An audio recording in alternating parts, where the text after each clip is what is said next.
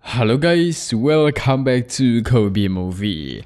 Ya, di malam tahun baru ini Mimin akan memberikan kalian show juga guys. Selain Abah Houghton, surprise bukan? Kejutan dong, hehehe.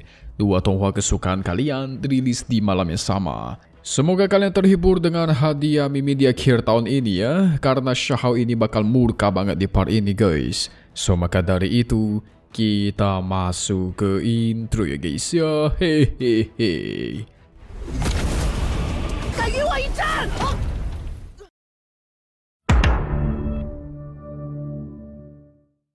Kemarin kan sudah melihat Shahou melawan para musuh dari dunia asing. Mereka akhirnya datang guys. Terakhir Shahou maju, menantang siapa saja yang berani maju melawanku. Akan kuratakan semuanya. Dia menunjukkan kekuatan jalur 6 reinkarnasi. Shahou lalu diserang ramai-ramai oleh para jenius asing. Rencana dia sengaja menarik perhatian para musuh dunia asing supaya cuma dia doang yang bertarung guys. Bukannya sombong, tapi dia tidak mau teman-temannya menjadi korban. Sang wanita dunia asing membuka kekuatan pembuka langit. Teman-teman Shahou mencoba bertindak untuk membantu menahan serangan itu. Tapi serangan itu nggak berhenti guys.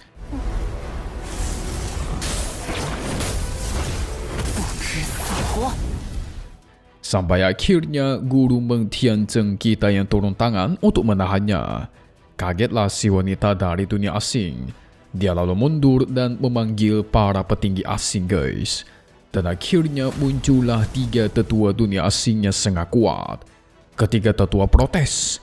Pertarungan para anak muda harusnya jangan ikut campur dong. Guru Meng yang melindungi muridnya sudah menjadi bukti kalau dia mengganggu pertarungan ini. Para petinggi asing terus mengatai murid-murid akademi nggak berguna ya. Selama itu tidak layak bersaing dengan jenius-jenius dunia kami yang sudah melewati lautan darah. Jadi sebenarnya musuh dunia asing ini mengincar benih abadi yang ada pada tubuh para murid akademi guys. Terutama untuk memperkuat diri.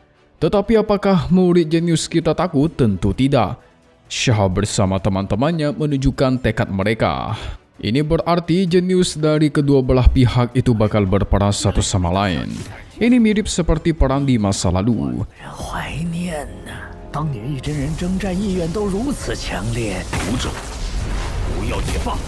Sedikit cerita guys, jadi dulu para jenius dan orang kuat itu bertarung ditentukan berdasarkan yang namanya sisi kura-kura.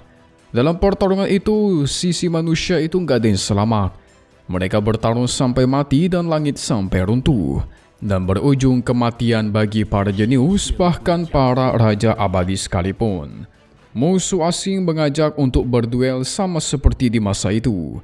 Karena ini bisa menjadi pelajaran bagi jenius ras manusia, maka para guru pun setuju. Di pihak asing, mereka sudah yakin menang guys, makanya mau aja melakukan hal ini.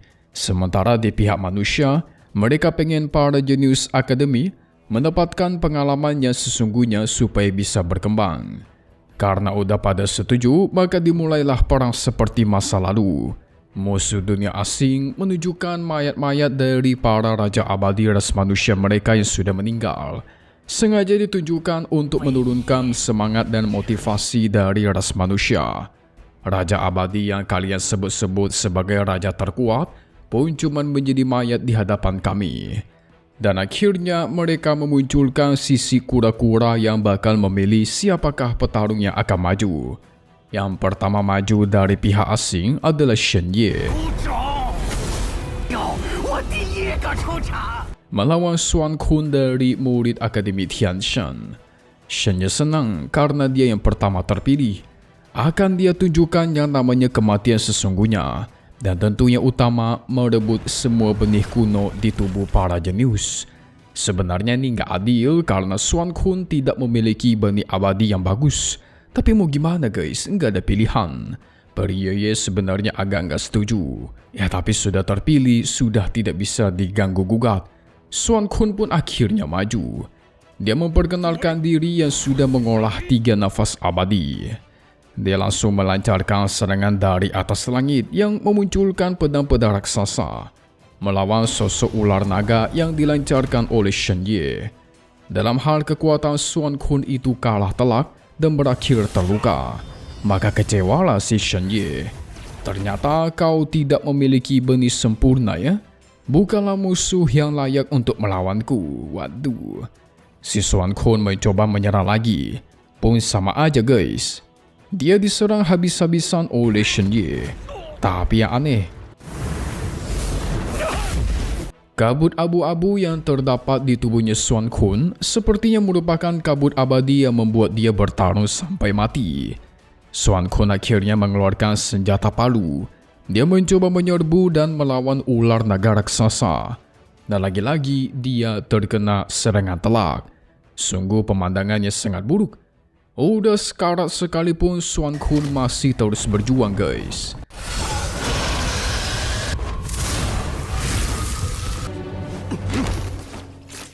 Akhirnya Shen Ye kehabisan kesabaran. Dia menghujani area dan tubuhnya Shen Ye dengan ribuan pedang ular. Sun Quan meledakkan kekuatannya sampai menciptakan ledakan yang super kuat. Energi biru bercampur abu menciptakan kehancurannya dengan harapan menghancurkan Shen Ye juga. Tetapi pemandangan apa yang kita lihat guys? Sun Quan kondisinya semakin buruk. Tubuhnya semakin sekarat.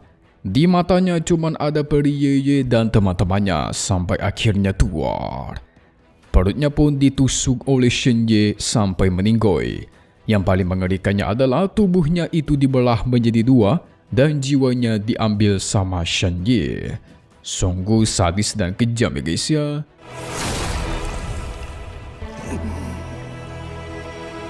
Sun Quan tidak dianggap sebagai musuh, melainkan dianggap sebagai mangsa.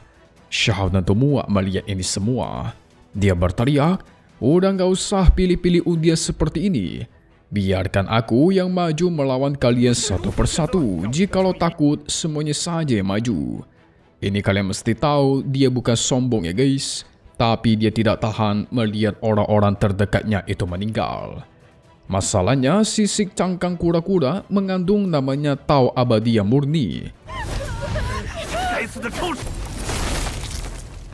Setelah sisik itu dilempar, maka dia nggak bisa dihentikan. Dan kalau kita mencoba menyerang atau mengganggunya, yang ada tubuh kita akan dihancurkan jadi abu.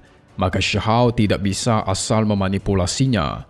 Yang bakal maju selanjutnya dari ras manusia adalah Lu Hong. Katanya sih dia lumayan kuat. Shen Ye tidak sabar melawannya, dia sudah keburu nafsu guys. Tetapi sayang dia ditekan oleh sang tetua dan disuruh agar segera kembali. Karena sekarang bukan giliran dia, giliran jenius lain.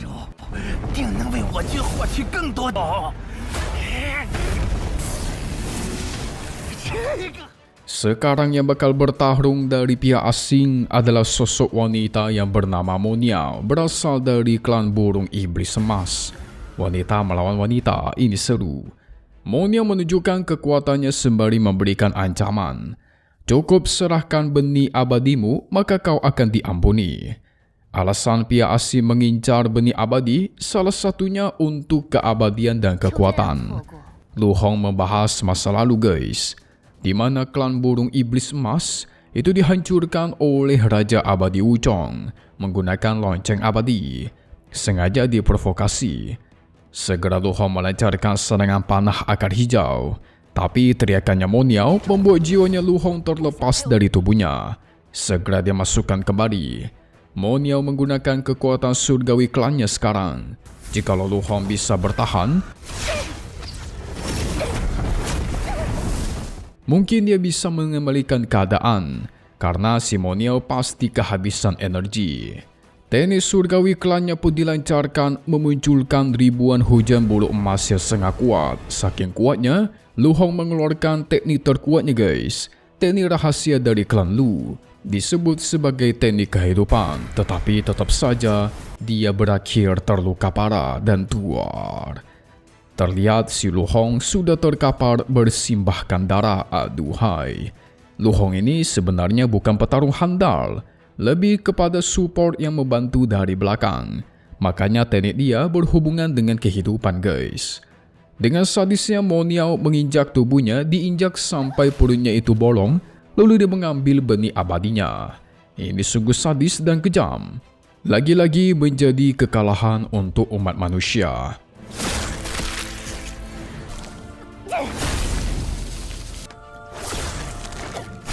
Perang ketiga pun sama, berakhir dengan sangat cepat oleh musuh wanita asing berambut perak yang bernama Yinling. Terlalu kuat dia, guys. Sampai akhirnya pertarungan keempat, gilirannya si Tere, si rambut ungu. Tere melawan musuh bernama Chong-U dengan kekuatan serangan kelabang.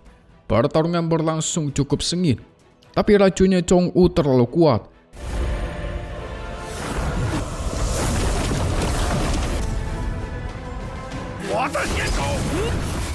Pertahanan Tere itu dihancurkan dan benih abadinya pun tersegel.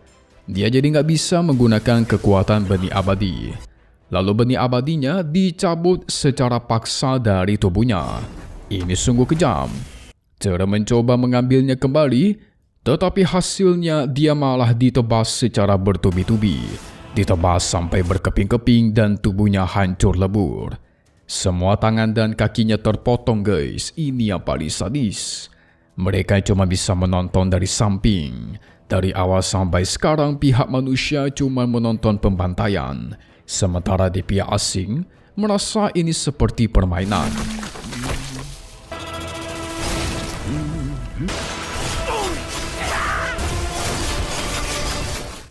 Yang sedihnya pihak kalah tidak bisa mengambil kembali mayatnya secara utuh dan gak bisa dikubur. Xiahou mengingat semua musuh yang sangat sadis. Dia tandai satu persatu dan akan dia balaskan nanti.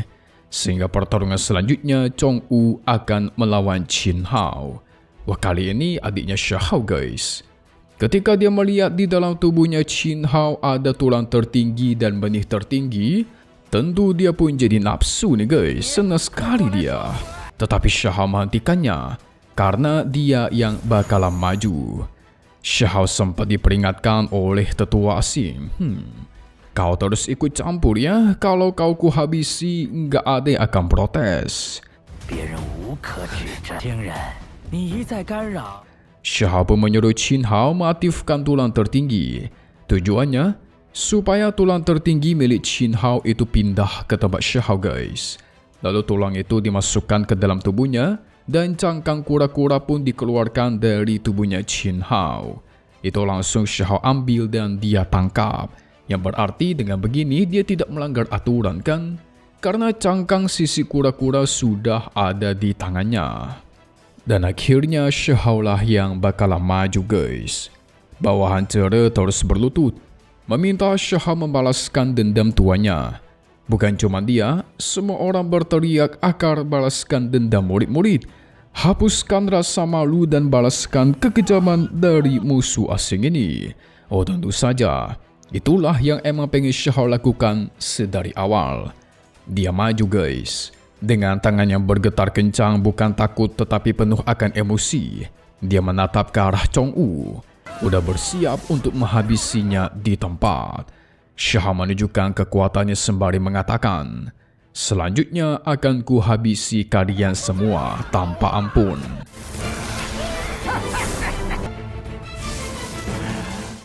Maju satu ku bantai satu, maju dua ku bantai dua. Kalian semua akan kumusnahkan.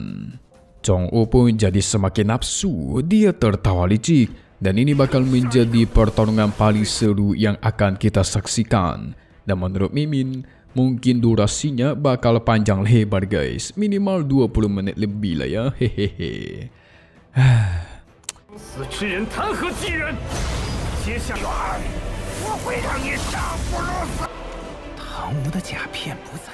Seru banget sih.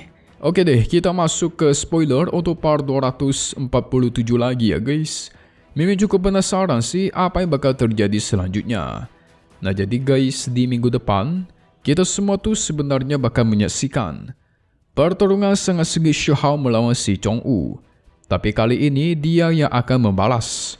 Dia menunjukkan kesadisan yang ada pada dirinya, di mana Chong-U tubuhnya akan dia belah jadi dua. Dan setelah itu, dia bakal terus bertarung melawan para jenius lain. Apakah kali ini pihak asingnya bakal ketakutan ataukah sebaliknya?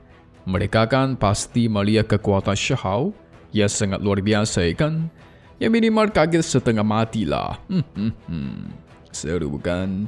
Kita tunggu lagi di part 247-an Meshichi dan Mimin ucapkan selamat tahun baru buat kalian. Semoga di tahun berikutnya apapun yang kalian harapkan itu benar-benar terjadi. Oke, kalau gitu Mimin mohon pamit mau tahun baruan dulu ya guys ya. Hehehe, bye bye.